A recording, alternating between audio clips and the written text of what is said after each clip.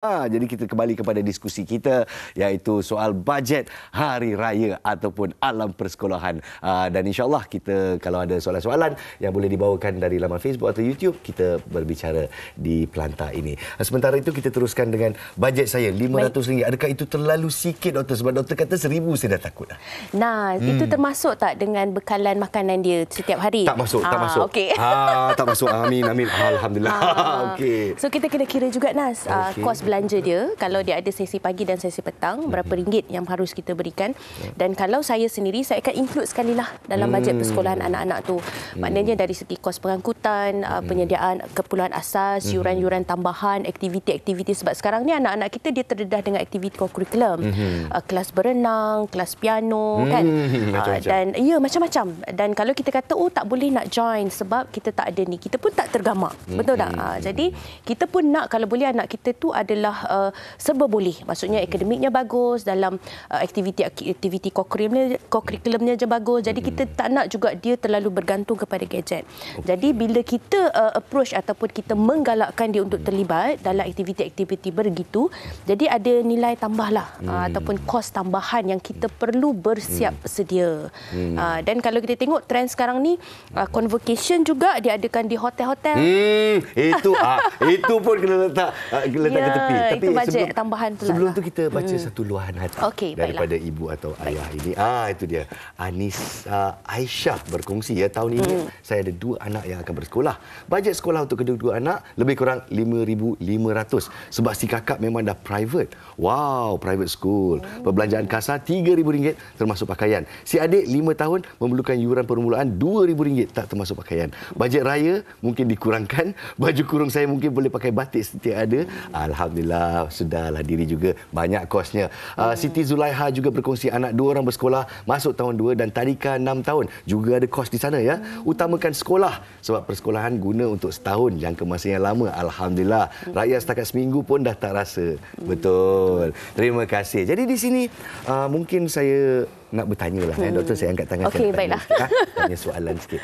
Kalau dikatakan alternatif kewangan tu mungkin masa terlalu singkat, tapi adakah ia wajar untuk kita memikirkan tentang aliran wang alternatif? Okey, baiklah.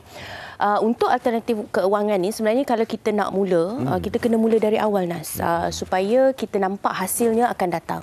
Okey. Jadi kalau kita boleh merujuk kepada saya sendirilah ataupun pandangan saya, sekurang-kurangnya setiap ibu bapa, penjaga ataupun masyarakat di Malaysia lah perlu ada kecairan wang tunai sekurang-kurang 6 bulan gaji. 6 bulan gaji. Jadi kalau ada apa-apa berlaku, maksudnya dalam jangka masa tertentu, dalam masa 24 jam mungkin diberhentikan kerja dan sebagainya. Jadi kita ada alternatif tambahan selama 6 bulan. Maksudnya kita nak memulakan hidup baru misalnya. Dan dalam kes ini, antara alternatif lain selain daripada kita ada kecairan wang tunai di tangan kita selama 6 bulan, mungkin kita boleh tengok pelaburan-pelaburan sedia ada. Misalnya yang berisiko rendah ataupun berisiko sederhana. Contohnya Amanah Saham, Bumi Putra ataupun simpan di tabung haji misalnya. Ataupun mungkin boleh ada yang lebihan keuangan, mungkin boleh spend sikit untuk emas, simpanan emas, tapi kena pastikan simpanan itu adalah betul dan di-verify oleh bank negara. Scam-scam ni semua kita takut pula. Bahaya, takut. Jangan. Tapi sekurang-kurangnya sediakanlah alternatif di mana berisiko dia, untuk saya risiko rendah lah. Janganlah kita gunakan pelaburan risiko tinggi, terutamanya kalau kita berada di ambang-ambang gitu kan. Satu strategi yang mungkin saya boleh sarankan, sebab kerana kita mula sekolah dan raya di tempat yang sama, selalunya aktiviti kurikulum ni dia akan hanya berkuat kuasa sebulan, 2 bulan begitu kan. Haruskah kita berbelanja untuk kurikulum dulu atau kita tunggu dulu? Mungkin sebab yuran-yuran dia lebih-lebih juga kan? Betul. Macam mana pula? Okey.